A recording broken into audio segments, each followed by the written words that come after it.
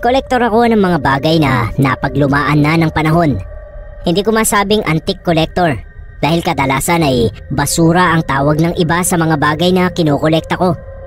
Kung kilala nyo si Crazy Kyle, ay malapit sa ginagawa niya ang trip ko. Isa rin po akong picker. Ang kaibahan lang ay small time lang ako. Ako nga pala si Jigs at ang kwento ko ay tungkol sa paborito kong item na sa palagay ko ay medyo sabihin na nating may sanib. Meron akong prized possession na malamang ay hindi na naaalala ng mga tao. Isa yung vintage Jollibee statue na minana ko sa isang tsuhing nakabili nun. Mabalik sa kwento, hindi naman talaga haunted yung Jollibee statue ko noong umpisa. Nangyari lang ang mga kakaibang karanasan ko nung mamatay ang ex-wife ng tsuhing ko na unang nagmay-ari noon. Bali kasi kaya napunta sa akin itong statue ay dahil ayaw roon ni Tita Chabiliza, yung ex-wife ni Uncle. Noong time na yon ay nagsisimula na rin akong mangolekta ng rare items, kaya sa akin binigay ni Uncle yung statue. Fast forward 5 years later at naghiwalay sina Uncle at Tita. Tapos 2 taon after that ay biglang pumunta sa bahay si Tita para kunin yung statue. Ibebenta raw niya. Kasal pa rin naman daw kasi sila ni Uncle, kaya may karapatan siya roon. Nalaman pala ni Tita na collector's item yung statue. Tapos may nakausap siyang picker na interesado doon. Siyempre hindi ako pumayag. Sa akin na yun. Nagkasagutan pa kami kasi siya ang dahilan kung bakit pinamigay ni Uncle yung statue. Tapos nung malaman niyang may value, biglang interesado na siya.